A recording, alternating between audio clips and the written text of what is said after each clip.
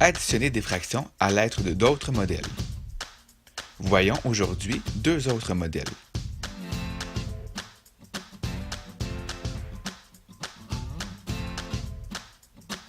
Soit les bandes fractionnaires et la droite numérique.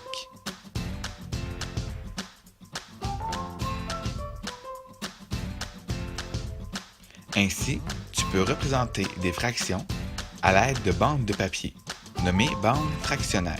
Voici deux exemples. À gauche, nous avons le 3/5e et à droite, nous avons le 4/10e.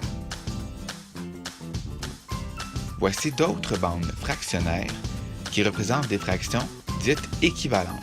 Ici, nous avons le 1/4. Recherchons maintenant une bande fractionnaire qui représente la même fraction. Nous avons ici le 2/8e. Ainsi, 2/8e est une fraction équivalente à 1/4. Voici ainsi un autre exemple possible de fraction équivalente. Nous avons ici la bande fractionnaire 1/2. Recherchons maintenant une bande fractionnaire équivalente. Nous avons le 2/4, mais nous avons également le 4/8e.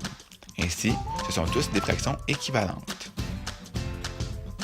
Rappelle-toi d'une chose par contre, c'est que les bandes doivent provenir du même tout.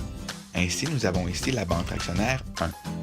Toutes les bandes fractionnaires utilisées proviennent de celle-ci. Nous découpons cette bande fractionnaire pour créer les autres. Ainsi, essayons d'additionner 1/4 et 1/2 avec des bandes fractionnaires. Ainsi, nous pouvons les joindre ensemble pour avoir cette nouvelle forme. Ainsi, nous recherchons une bande fractionnaire équivalente. Donc ici, nous avons le 6/8e, mais nous avons également 3/4 qui est une réponse possible. Ainsi, le 6/8e et le 3/4 sont des fractions équivalentes. Par contre, il est important de se rappeler d'une chose, c'est que la bande fractionnaire 3/4 est une fraction irréductible, c'est-à-dire la plus petite fraction possible. Voici un autre exemple, mais cette fois-ci à l'aide de la droite numérique. 1/2 plus 5, 4/5e. Une fois joints ensemble, nous avons cette nouvelle bande fractionnaire. Maintenant, nous essaierons de la placer sur la droite numérique. Ainsi, la première droite numérique que nous essaierons sera le 1/2. Nous pouvons remarquer que le 4/5e ne termine pas sur une graduation de la bande numérique. Essayons alors avec les 5e. Nous remarquons ici la même chose que précédemment, c'est-à-dire que le 4/5e ne termine pas sur une graduation de la droite numérique. Essayons alors avec les 10e.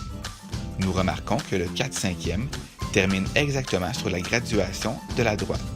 Ainsi, nous pouvons dire que la réponse de cette addition est 13/10e. Voilà, tu as vu aujourd'hui comment utiliser les bandes fractionnaires avec ou sans l'aide de la droite numérique. Created using Powtoon.